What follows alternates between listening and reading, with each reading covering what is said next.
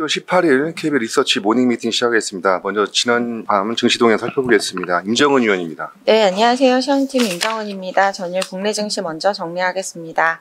어제 국내 증시는 FOMC 경계감과 트럼프 2기 정책 리스크 그리고 외국인 매도세가 맞물리면서 양시장 동반 하락 마감했습니다.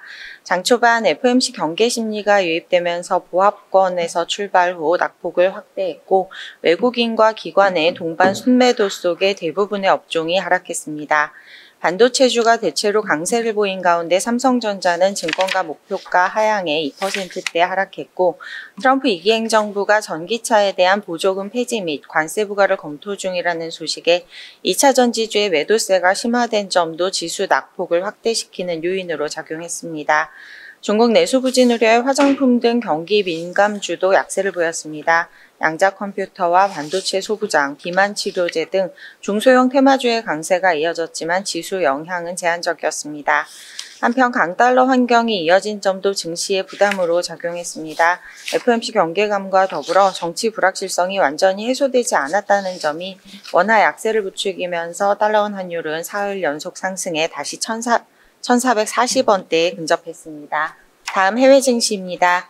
미 증시는 FOMC 금리 결정을 하루 앞두고 숨고르기에 들어갔습니다. 다우지수는 9거래일 연속 하락하면서 1978년 이후 최장기간 하락세를 기록했습니다. 11월 소매 판매는 전월 대비 0.7% 증가해 전월 및 예상치를 상회하면서 견조한 소비 성장세를 시사했습니다. 엔비디아는 지난달 최고가를 경신한 후 10% 이상 하락하면서 조정 국면에 진입했고 브로드컴 등 반도체주도 약세를 보였습니다.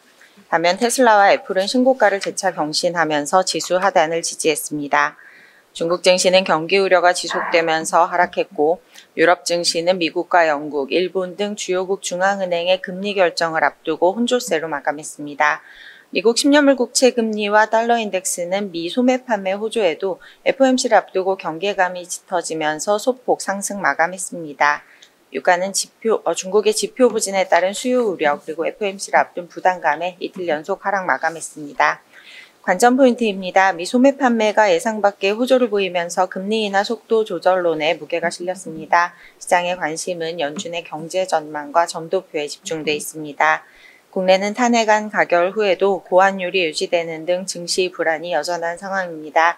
또한 트럼프 정책 리스크와 외국인 자금 이탈이 지속되는 등 증시에 우호적이지 않은 상황이 연장될 가능성에 대비할 필요가 있겠습니다. 이상입니다. 네, 미국 증시가 FOMC 금리 결정을 하루 앞두고 이제 숨고르기가 나타났는데요. 다우지수는 9거래일 연속 하락하면서 1978년 이후 최장기간 그런 하락하는 그런 모습이었습니다. 네, 다음은 미국 주식 투자 전략 한번 살펴보겠습니다. 김일혁 위원입니다. 네, 안녕하세요. 크로스에스카 해외주식 전략을 담당하는 김일혁입니다. 저와 안소원 수석 그리고 박유현 대리가 소프트웨어주에 대한 자료를 발간했는데요. 최근에 많이 올랐지만 미국 소프트웨어주의 강세 흐름은 지속될 거라고 생각합니다.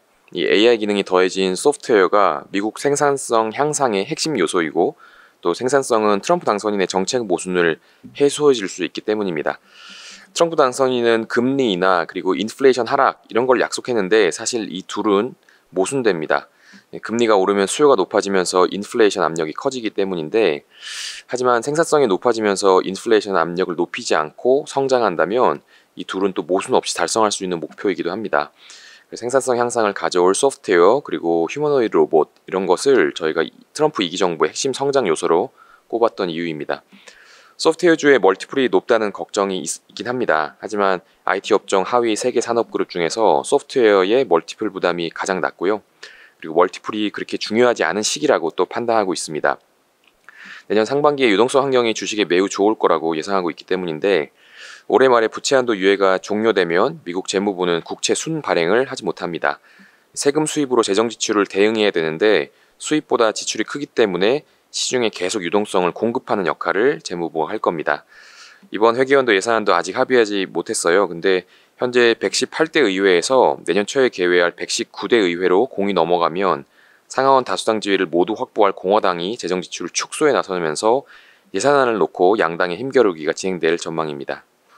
재무부가 가진 돈을 모두 소진하는 시점, 즉 엑스데이스는 내년 3분기로 저희가 추정하는데 이 엑스데이시 멀찍이 있는 만큼 부채 한도는 예산안에 밀려서 크게 주목받지 못할 거라고 생각합니다. 이런 사이에 유동성이 계속 확대되면서 멀티플 부담보다는 성장 기대가 주가에 더 중요한 역할을 할 거라 생각하고, 그래서 성장 기대가 높은 소프트웨어주의 상승세가 지속될 거라 예상합니다. 이와 관련해서 ETF 전략을 박 의원들에게 말씀드리겠습니다. 이제 실제로 9월 이후에 이제 소프트웨어 산업 그룹의 주가 반등 속도가 IT 업종 내에서 가장 빨랐습니다. 이제 9월 IT 소프트웨어 섹터 주가가 3.2% 상승했고 9월부터 현재까지 21.9% 상승하며 강세 흐름을 나타내고 있습니다. 실제로 이제 소프트웨어 ETF, IGB의 YTD 수익률은 30.4%로 스파이와 QQQ를 모두 상회합니다.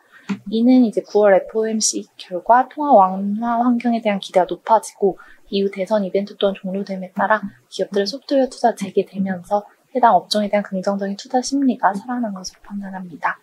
그러나 이제 IT 업종 내에서도 AI 기술의 실적에 직접적인 기여를 하고 있는 기업을 중심으로 주가가 상승하고 있습니다. 서비스나우, 팔란티어 테크놀로지스 등이 이에 해당합니다. 유동성 확장기에 소프트웨어주 전반이 관심을 받을 것으로 예상하고 있는데 AI 수익화에 대해 시장이 지속적으로 의문을 제기하고 있습니다. 때문에 AI 수익 모멘텀이 입증된 기업 위주의 주가 강세 흐름이 지속될 전망입니다. ETF 투자 시에도 AI 수익 모멘텀이 입증된 기업에 대한 노출도를 낮추지 않아야 한다라고 판단을 하면서 대형 소프트웨어 기업에 초점을 맞추고 있는 IGB를 가장 선호합니다. 자세한 내용은 보고서 참조 부탁드립니다. 예, 미국 주식 관련해서 이제 콜라보 자료가 발간이 되는데 트럼프 정책에서는 바로 생산성 향상이죠. 근데 생산성 향상을 위해서는 인공지능과 로봇 기술이 활용해서 잘 이루어지게 된다면 생산성이 향상될 것으로 보여지고, 주가 내년 상반기에는 유동성이 확장될 것으로 이제 보여집니다. 만약에 시중에 유동성이 공급이 되게 되면 주가 멀티플이 나타날 거고, 이때 성장 기대가 높은 소프트웨어의 상승세가 이어질 것으로 이렇게 전망을 합니다. 특히나 이제 주도주도 변화가 나타나고 있는데 생성형 AI 테마를 이끄는 주도주가 바뀌고 있습니다. 그래서 엔비디아를 주축으로 한 반도체의 이익 모멘텀은 올해 중반부터 낮아지기 시작을 했고 이 추세는 한동안 이어질 것으로 예상이 됩니다. 반면에 소프트웨어의 이익 모멘텀은 올해 4분기 이후에 가파른 반등 예상되고 있습니다. 그래서 소프트웨어에서는 서비스나우라든지 팔란티어 테크놀로지에 좀 관심이 필요하고 대형 소프트웨어 기업에 초점을 맞추고 있는 IGV ETF를 가장 선호한다는 그런 내용이었습니다. 자세한 내용은 레포트를 참조 부탁드립니다. 다음은 일본 출장기 관련 레포트 한번 살펴보겠습니다. 강효주 의원입니다. 안녕하세요. 일본 담당 강효주입니다. 일본 출장기 자료로 내용을 좀 준비를 했습니다. 일본에 출장에 가 있는 동안에는 사실상 이번 12월 BOJ, 내일과 내일 모레 열릴 BOJ에서 금리를 인상할 수 있다라는 의견이 좀 더 우세했었는데 이 의견이 1월 달로 좀 미뤄지고 있는 상황입니다. 그래서 오늘 금일 발표된 퀵 조사에 따르면 1월 인상을 예상하는 비중이 52%까지 확대된 상황이고요. 이게 미뤄진 이유는 출장 당시에 미국 고용지표와 일본 탄칸지수를 확인하고 나면 이 시기를 파악할 수 있을 거다라는 현지 의견이 굉장히 강했었는데 이 두 개 지표 모두 경기에 대한 방향성을 특히 보여주지 못했기 때문이라고 봅니다. 특히나 12월에 금리를 인상해야 된다라고 했던 의견들은 일본의 경기가 생각보다 탄탄하기 때문에 금리 인상을 뒷받침할 수 있다라는 거였는데 이번 13일에 발표된 일본의 탄칸 지표에서 내년 3월 전망이 하향 조정되면서 급하게 금리 인상을 결정할 만큼 일본 경기가 안정되지 못했다라고 확신을 줬던 것 같습니다. 일본의 1월 금리 인상 의견이 우세하기는 하지만 이 두 가지 포인트는 인상 시기를 좀 바꿀 수 있다는 점에 좀 주의를 할 필요가 있어 보이는데요. 첫 번째는 당연히 엔화입니다. 일본은 지금 완만한 엔화 강세가 나타나야 일본 경기가 살아날 수 있는 상황이죠. 실질 임금을 인상을 해야 하는데 엔화가 약세로 돌아서게 되면 수입 물가가 올라가고 이게 물가 상승으로 이어지면서 결국에는 실질 임금 플러스 전환을 계속 저해야 하는 요인으로 작용을 할 테니까요. 만약에 이틀 동안에 엔달러 환율이 7월에 깜짝 금리 인상을 했었던 시기처럼 160엔을 돌파할 경우에는 금리 인상이 1월이 우세하다고 하더라도 좀 당겨질 수 있는 요인으로 작용할 수 있을 것 같고요. 조금 더 중요하게 생각하는 거는 또 금리 결정 요인에 대한 우에다 총리의 설명입니다.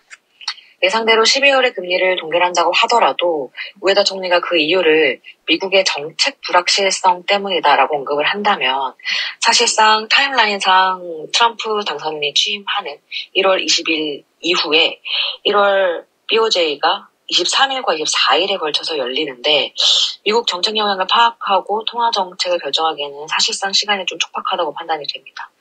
만약에 엔화가 급격하게 절하 추세로 넘어가지 않는다면 금리 인상 시기가 3월까지도 연기될 수 있기 때문에 이 우에다 총리의 설명은 좀 주의 깊게 봐야 하겠습니다. 이번에 BOJ의 금리 인상 여부를 유난히 시장에서 관심을 있게 바라봤던 가장 큰 이유는 8월에 있었던 것과 같이 NKA 트레이드 자금의 대규모 청산 사태가 나타날 것인가 아닐 것인가를 판단하기 위함이었죠. 시장 예상과 다르게 그래도 12월에 금리 인상이 단행이 되어도 엔화 단기 투자 자금이 명확하게 포지션을 구축해 놓은 상황이 아닙니다. 오른쪽 차트를 보시면 8월 달에는 대규모 엔화 투기적 순매도 포지션이 형성이 되어 있었는데 현재는 순매수 포지션이 약간 우세하긴 하지만 명확하게 엔화 방향성을 전망하고 있지 않은 상황입니다. 이 금액들이 단기적으로 청산될 수 있는 금액이 한정적이라는 점에서 변동성 국면이 발생해도 단기에 그칠 가능성이 높다고 판단합니다. 자세한 내용을 리포트 참고해 주시기 바랍니다. 네, 그 18일과 19일 진행될 일본 BOJ 통화정책 회의를 앞두고 이제 금리 인상은 바로 12월이냐 1월이냐 중요한데 1월 달에 금리 인상에 대한 무게가 더욱 실리고 있는 모습이라 할 수가 있겠습니다. 그래서 경기 안정화에 대한 확신을 주지 못한 12월 단칸 결과로 그냥 1월 달에 금리 인상이 높을 것으로 이렇게 의견을 제시를 했는데요. 그 금리 인상 시기에 영향을 줄 수 있는 요소도 여러 가지가 있지만 첫 번째는 엔화고 두 번째는 그 우에다 총리의 그런 설명이라고 할 수가 있겠습니다. 그렇다면 시장이 BOJ 금리 인상에 주목하는 이유는 바로 NKA 트레이드의 대규모 청산 사태 재현을 걱정하고 있기 때문입니다. 7, 8월 달 저희들이 경험을 했겠지만 그렇지만 현재는 그 2.6만 계약으로 이제 순매수 포지션이 다수 우려하기 때문에 아직까지 명확하게 NKA 트레이드 청산에 대한 그런 방향성을 전망하고 있지는 않다는 그런 의견이었습니다. 자세한 내용은 레포트를 참조 부탁드립니다. 네, 다음은 비올 업데이트 보고서 살펴보겠습니다. 한유건 의원입니다. 네, 비올 말씀드리겠습니다. 비올에 대한 투자 의견 바이를 유지하고 목표 주가는 11,500원으로 하향 조정합니다. 타겟피 20배를 적용을 했는데요. 미용기기 피업체 4개사의 평균값을 적용한 수치입니다. 4분기 통상적으로 이제 계절적 성수기에 해당을 하는데 아시아 지역에서의 고성장세는 올해 내내 이어질 것으로 예상을 합니다. 하반기 동사의 매출을 견인한 지역은 중국, 태국, 일본 등 이제 동아시아 지역이라고 보시면 될 것 같고요. 3분기 중국향 실퍼맥스의 매출은 약 25억 원으로 추정을 하고 있는데 4Q에도 출하 강도는 특이사항은 없습니다. 그래서 하반기 누적 매출액은 약 50억 원을 기록할 것으로 예상을 하고요. 작년부터 공격적으로 아시아 지역에 대한 장비 공급을 진행을 했는데 주력 제품인 신제품이죠. 그 실퍼맥스 그리고 기존 제품인 스칼렛 이 제품이 아시아 지역에서의 견고한 성장세는 내년에도 이어질 것으로 보고 있습니다.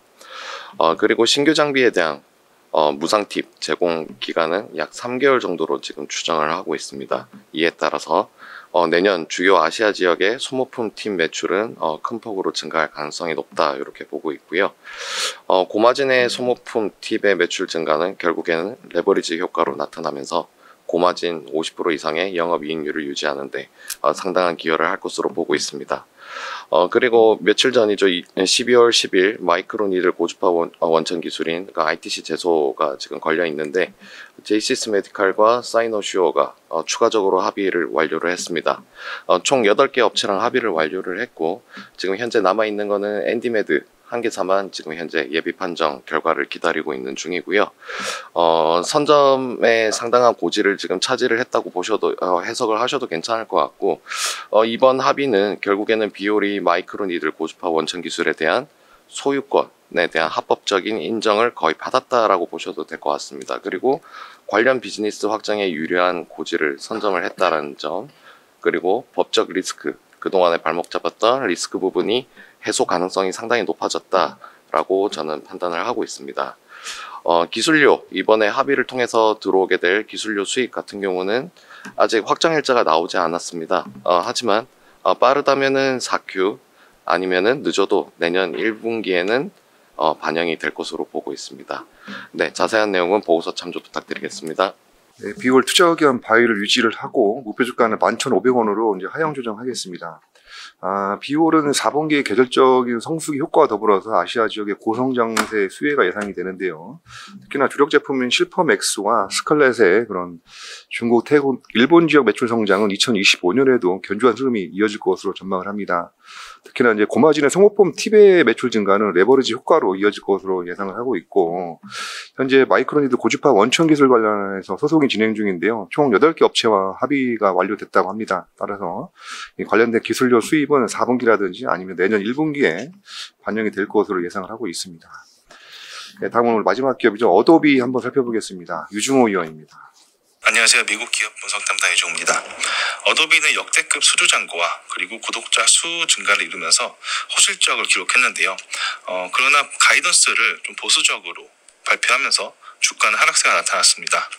매출 성장 둔화 우려는 있지만 다방면으로 여러 밸류에이션 지표를 감안할 시 주가는 저평가 영역에 접어들었다라고 판단하여 운용 비중 확대 의견을 제시드립니다.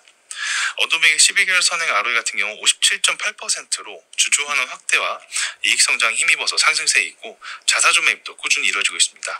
장기 이익 성장성을 반영한 상대 주가도 상대적으로 저평가 영역에 접어들었고요. 이번 실적을 보면은 매출과 주도한 순이익 모두 시장 예상치를 상회했고, 그리고 수주 잔고는 전년 동기 대비해서 16%가량 증가했습니다. 구독자 수도 신기록을 경신했고요. 가이던스를 보면은 이번 단기적으로 가이던스는 상대적으로 좀 보수적으로 제시한 경향이 있다라고 좀 보고 있고요. 그리고 내년을 보면은 일단은 디지털 미디어 부문의 연간 반복 매출은 약 11%가량 전년 동기 대비 증가할 것으로 언급했습니다. 그리고 장기적으로 이제 텍스트나 이미지로 영상을 생성하는 차세대 파이어플라이 비디오 모델을 베타 버전을 공개했고요.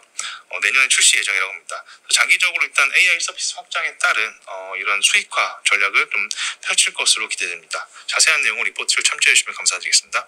네, 어도비는 역대급 수주 잔고 그리고 구독자 수 증가에도 불구하고 이제 보수적인 가이던스를 발표했습니다. 따라서 주가는 하락세가 나타났는데요.